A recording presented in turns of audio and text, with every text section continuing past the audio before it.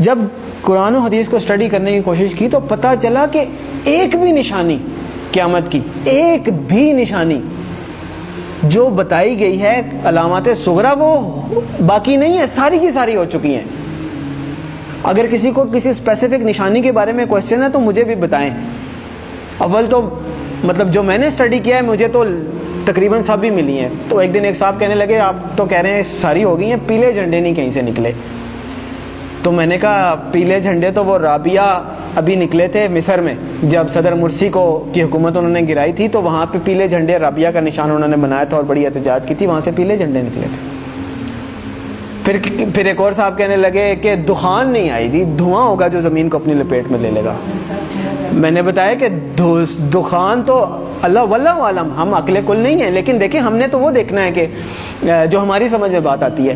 آج سے 7-8 سال پہلے ہم بھی اسی پنجاب میں رہتے ہیں، اسی دنیا میں رہتے ہیں، دھند ضرور ہوتی تھی، دھواں بھی ہوتا تھا، دھواں اسموگ نہیں ہوتا تھا کہ وہ پورے لپیٹ میں لے لیتا ہے۔ دھواں تو ایسے ہوتا ہے نا دور سے نظر آئے، دخان ایسا ہے کہ یخشى الناس، قرآن میں اللہ نے فرمایا یوم تأتی السماء بدخان مبین یخشى الناس ھذا عذاب علیم، وہ بھی پورا ہو گیا۔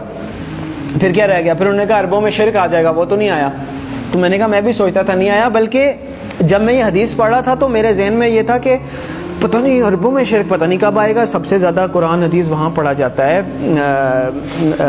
حرمین شریفین وہاں پہ ہیں، عبادات وہاں پہ ہوتی ہیں، مساجد رمضان میں وہاں بھری ہوئی ہوتی ہیں، تو پتہ نہیں کب ہوگا۔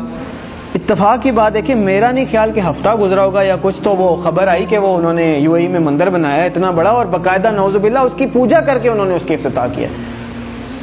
عجیب لگا کہ اتنی جلدی کہ جب آپ حدیث پڑھتے ہیں تو آپ کو لگتا ہے کہ عربوں میں شرک لوٹ آئے گا، پتہ نہیں، یہ تو بہت ہی مشکل بات لگتی ہے۔ اور ہم نے مطلب ایک ہوتا ہے سالوں گزر جائیں پھر بھی بات ہے، وہ ادھر پڑھا ادھر وہ بات ہوگی۔ تو ایک بھی نشانی مجھے نہیں ملی، اگر کسی صاحب کو ملی ہے تو مجھے بھی بتائیں۔ اس کا مطلب ہے علامات صغریٰ ساری پوری ہو گئی ہیں، اب علامات کبریٰ کا وقت ہے۔ پہلی علامات کبریٰ میں سے پہلی کیا ہے؟ امام المہدی کا ظہور پہلی علامات کبریٰ میں سے پہلی بڑی نشانی ہے۔ دوسری ہے دجال کا ظہور، تیسری ہے حضرت عیسیٰ علیہ السلام کا حضرت عیسیٰ علیہ السلام کا آسمان سے آنا واپس، چوتھی ہے یاجوج ماجوج۔ 4 یہ نشانیاں ہیں قیامت کی علامات کبریٰ۔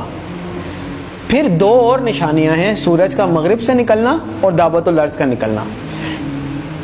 کیٹیگرائزیشن یہ حدیث میں نہیں ہے کہ 4 نشانیاں یا 5 ہیں، ویسے بتایا گیا ہے، اس کو پھر علماء نے اپنے حساب سے، جیسے میں نے پہلے آپ کو بتائی دخان ہو گیا یا مختلف رابعہ ہو گئے، پہلی پیلے جھنڈے ہو گئے، یہ وہ ان کو علامات صغریٰ کہا گیا ہے، چھوٹی نشانیاں، اور یہ جو ابھی میں نے 4 آپ کو گنوائی ہیں نا علامات کبریٰ کے طور پہ کیٹیگرائز کیا گیا ہے۔ لیکن یہ جو باقی 2 ہیں میں ان کو علامات کبریٰ میں کیٹیگرائز نہیں کرتا، میری اپنی ایک کیٹیگرائزیشن ہے۔ کیوں؟ اس لیے کہ آپ صلی اللہ علیہ وسلم نے فرمایا کہ جب دعوت الارض نکل آئے یا سورج مغرب سے نکل آئے پھر کسی کی توبہ قبول نہیں ہے، جو ہے جیسے ہے ویسے ہے، کوئی نیک ہے بد ہے، کافر ہے مسلمان ہے پھر کسی کی توبہ قبول نہیں ہے۔ اس کا مطلب یہ ہے کہ یہ جو 2 نشانیاں یہ قیامت قائم ہونے کے واقعات ہیں، وہ تو ایک قسم کی قائم ہو گئی نا قیامت۔ تو جو نشانی تو وہ ہے کہ آپ الرٹ ہے، نشانی ہے بھائی آنے والی ہے، تیار ہو جائیں۔ تو جب آ گئی تو پھر تو نہ توبہ ہے نہ کچھ ہے، پھر تو نشانی نہ ہوئی، پھر تو ہو ہی گئی۔ جب توبہ ہی نہیں قبول، اس کے بعد آپ کوئی چینج ہی نہیں، ایکسیپٹنس۔ تو اس لیے 4 نشانیاں قیامت قائم ہونے کی ہیں، اس وقت تک پھر بھی چانس ہوگا، ایون دجال کے آنے کے بعد بھی چانس ہوگا اگر کوئی توبہ کرتا ہے، اللہ توفیق دیتا ہے۔ حضرت عیسیٰ علیہ السلام دنیا میں آتے ہیں، چانس ہے، یاجوج ماجوج آتے ہیں، چانس ہے، لیکن اس کے بعد دعوت الارض نکل آیا یا سورج مغرب سے نکل آیا پھر ختم۔ تو علامات صغریٰ ساری پوری ہو گئی، علامات کبریٰ کا وقت، اور علامات کبریٰ میں سب سے پہلے امام المہدی کا ظہور ہے۔ اور میرے بھائیوں، میرے پاس مطلب وہ اذان دینے والی بات ہے کہ وہ مؤذن اذان دیتا ہے نا، وہ کبھی کئی 1-2 بندے آتے ہیں، کبھی کوئی بھی نہیں آتا۔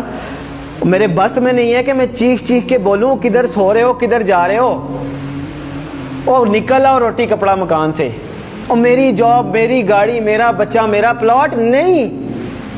اور پتہ نہیں قیامت میں نے آپ لوگوں کو حدیث سنائی ہے، آنکھیں کھولیں، اور پتہ نہیں قیامت میں کتنے سال رہ گئے، شاید ہم پتہ نہیں اگلی جنریشن آئے بھی کہ نہ آئے۔ اور بعض لوگ کہتے ہیں پتہ نہیں پاگل ہے، سب کو ایسے لگتا تھا قیامت آنے والی ہے۔ نہیں، حدیث میں آپ صلی اللہ علیہ وسلم نے فرمایا کہ میں اللہ سے امید کرتا ہوں کہ میری امت کو آدھے دن کا وقت تو دے ہی دے گا اللہ تعالیٰ. تو صحابہ نے فرمایا آدھے دن سے کیا مراد ہے؟ تو آپ صلی اللہ علیہ وسلم نے فرمایا 500 سال. اور یہ قرآن سے بھی ثابت ہے کہ اللہ کے ہاں ایک دن ہمارے 1000 دنوں کے برابر ہوتا ہے. تو علامہ سیوطی بہت بڑے حدیث کے مفسر گزرے ہیں. میں لوگ کہتے ہیں آپ علامہ سیوطی کے اس پہ کیوں جا رہے ہیں؟ مطلب جو مفسرین گزر چکے ہیں حدیث کے انٹرپریٹیشن دے چکے ہیں, اب میں نے نہیں تو نہیں دینی, اللہ معاف کرے. تو علامہ سیوطی رحمۃ اللہ علیہ نے اس کی انٹرپریٹیشن میں لکھا ہے کہ اس کا مطلب ہے کہ ایک دن کے بعد 1.5 دن, یعنی کہ پچھلی امتوں کو کسی کو 1 دن ملا, کسی کو آدھا دن ملا, کسی اس طرح, یعنی کسی کی عمر 1000 سال ہوئی, کسی کی 500 سال, مختلف. تو انہوں نے اپنے حساب سے بتایا کہ اس کا مطلب ہے 1 دن کے بعد آدھا دن اس امت کے لیے. یعنی باقیوں کو اگر 1 دن ملا ہے تو اللہ تعالیٰ اس امت کو آدھا دن مزید دے دے گا, باقیوں سے زیادہ تھوڑی سی مہلت دے دے گا. تو 1500 سال ہجری. او بھائی کدھر بیٹھے ہیں ہم؟ 1443 ہی ہے نا. تو گنتی کا حساب لگا لیں, 60 سال پورے نہیں رہتے. میں نہیں کہہ رہا.